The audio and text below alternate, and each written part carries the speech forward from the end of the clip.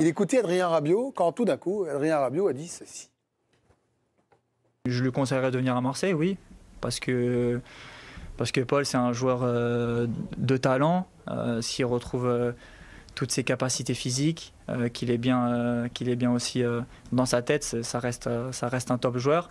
Je suis venu moi à Marseille parce que je crois en ce projet-là.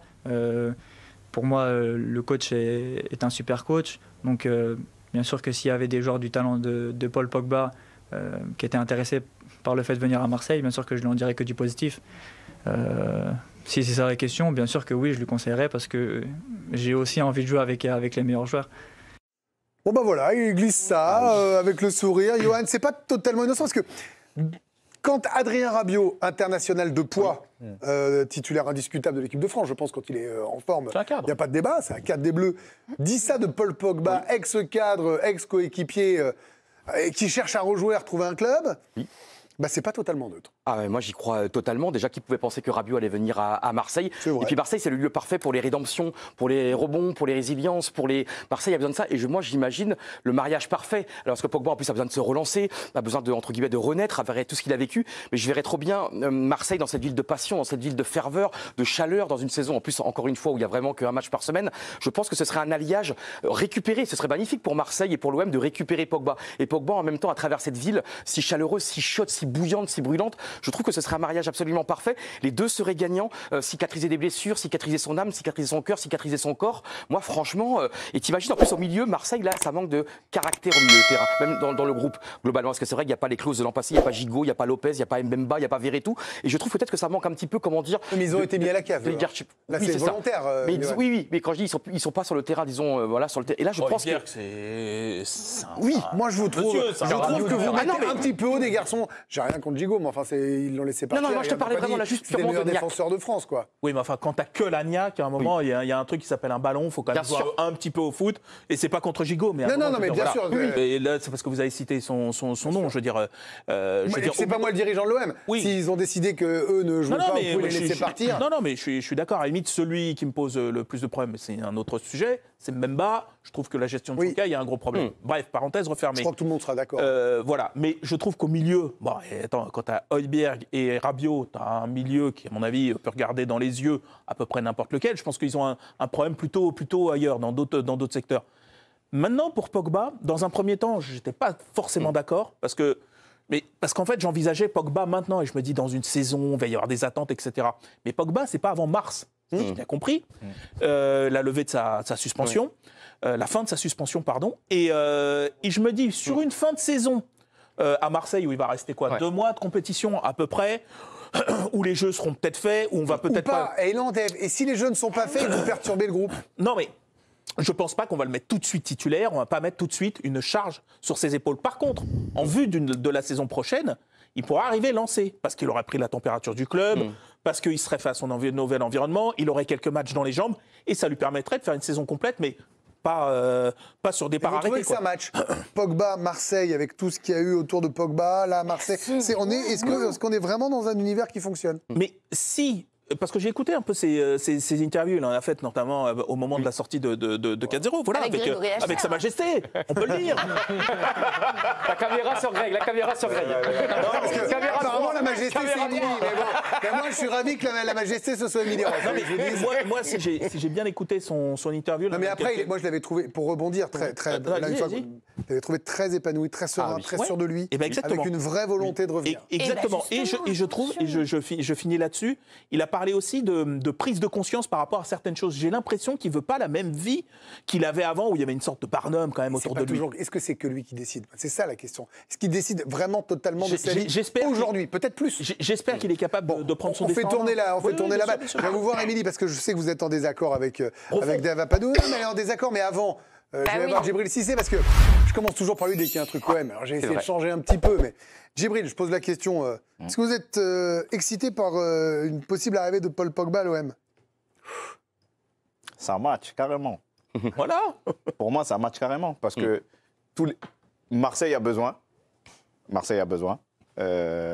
que même si ça tourne, l'OM, ça restera toujours un club où on cherchera des problèmes là où il n'y en a pas. Oui. Donc, vaut mieux avoir beaucoup de bons joueurs plutôt que moi. Paul a besoin, parce qu'il faut qu'il se remette au niveau pour retrouver l'équipe de France. Et vous allez loin, vous êtes déjà dans l'optique du retour absolu. Oui. Donc, pour un joueur comme Paul Pogba, j'ai pas envie d'envisager pour lui d'être juste un bon joueur de Ligue 1. Non, j'ai envie de le remettre en équipe de France. Et je suis sûr que Didier Deschamps a exactement la même opinion que toi. Je pense que voilà, Didier a les mêmes idées. Et Paul a besoin de folie, d'être amené, d'être aimé, d'être adoré. Mais dans un vestiaire, vous amenez Pogba au mois de mars. Est-ce que vous pensez, vous qui avez connu les vestiaires, et on ne sait pas dans quelle situation ils seront. Est-ce que ce sera le feu? Est-ce que ce sera l'invitation en fleuve tranquille? Ça peut être un élément plus perturbateur que bonificateur. Après, franchement, j'ai un doute. Tu ramènes Paul Pogba qui bonifie. Quand même, dans le vestiaire. Tu ramènes pas... mais au mois de mars, dans un groupe où en fait l'OM c'est déjà tout feu, tout flamme. Enfin, on sait que même quand ça va pas. Tu le disais, ça peut péter à tout moment. Tu le ramènes au mois de mars dans un groupe, tu sais pas dans quel état il sera. Tu ramènes Pogba dans une ville où va y avoir une attente folle par rapport à lui. Mais il a besoin de ça. Moi, j'espère qu'il a besoin, mais moi, je suis aussi inquiète pour lui. Alors attention, je le connais absolument pas, mais je me dis, la santé mentale, après l'année qui vient de passer, moi, je le verrais sur du football à Auxerre. Non mais non mais tu vois sur du mais il prend partout. Djibril, il faut trancher un moment. C'est ça d'avoir dit ça. Au Panard, allez au Panard.